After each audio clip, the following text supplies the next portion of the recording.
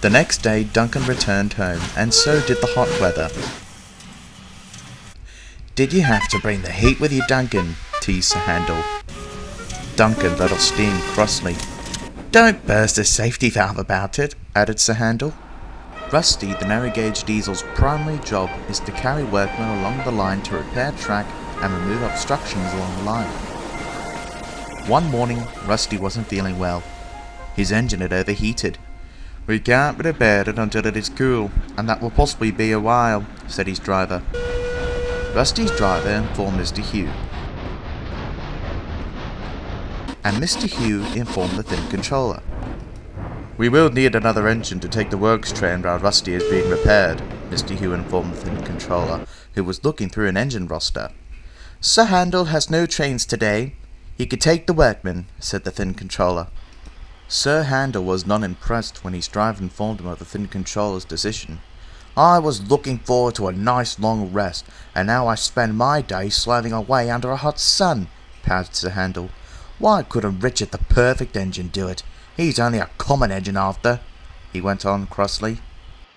The other engines welcomed Richard warmly to the railway, all except Sir Handel. He had a great mistrust for Richard, and would be rude to him at any opportunity he got. Richard, on the other hand, bore no grudge despite Sir Handel's rudeness. He would always whistle cheerfully when it would pass, and held hopes that one day the two engines would be friends.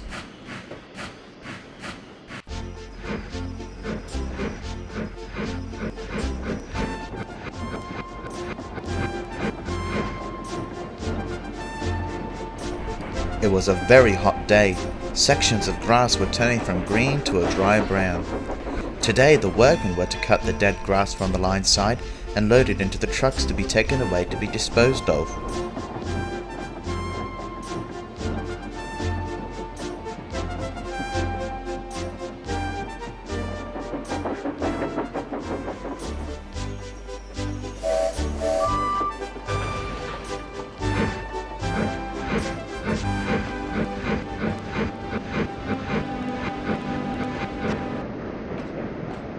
Sir Handel grumbled crossly to himself as he clanked slowly along the line. During the day, he began to feel stuffed up in the funnel due to an ash buildup. He complained to his driver and fireman, but they dismissed it as a way to go back to the shed. "We'll clean you out when we get back to the shed this evening," said the driver.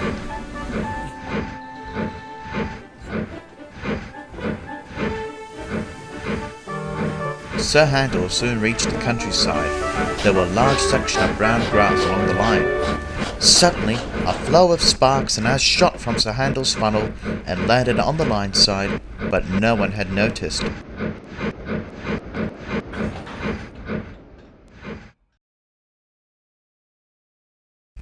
The workmen set to work clearing the track of dried grass and overgrowth.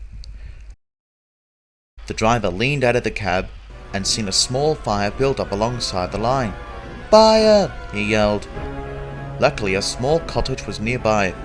The driver, fireman and workmen ran across, filling buckets full of water and throwing it on the blaze, but it just wasn't enough. The sky had turned a dark grey, and suddenly a loud rumble of thunder could be heard, and the rain began falling, putting out the blaze.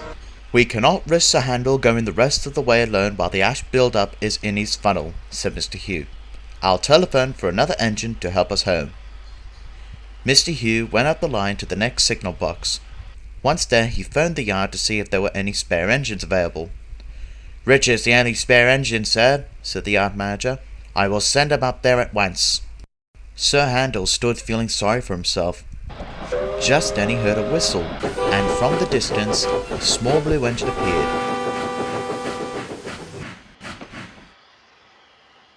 "Hello, Sir Handel. I hear you need a helping buffer," he called cheerfully. Sir Handel said nothing. He was too embarrassed. "Never mind. We'll get you home." and so Richard helped Sir Handel and the works train back to the yard.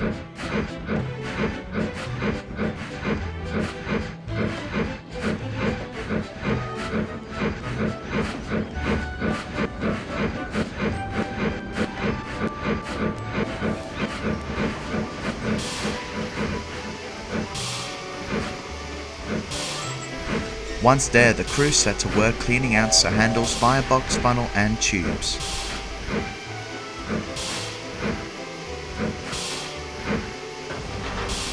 The thin controller spoke proudly to Richard. "In your short time here, you have proven to be a real credit to our railway. I expect you will always maintain your enthusiastic and no-nonsense approach to your work." Richard smiled. He felt these words were high praise indeed.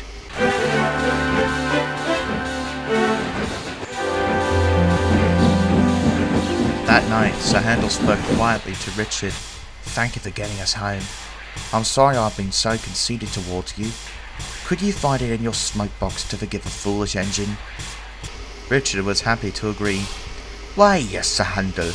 I'm sure we'll get on greatly together from this day forward." And that is exactly what they did.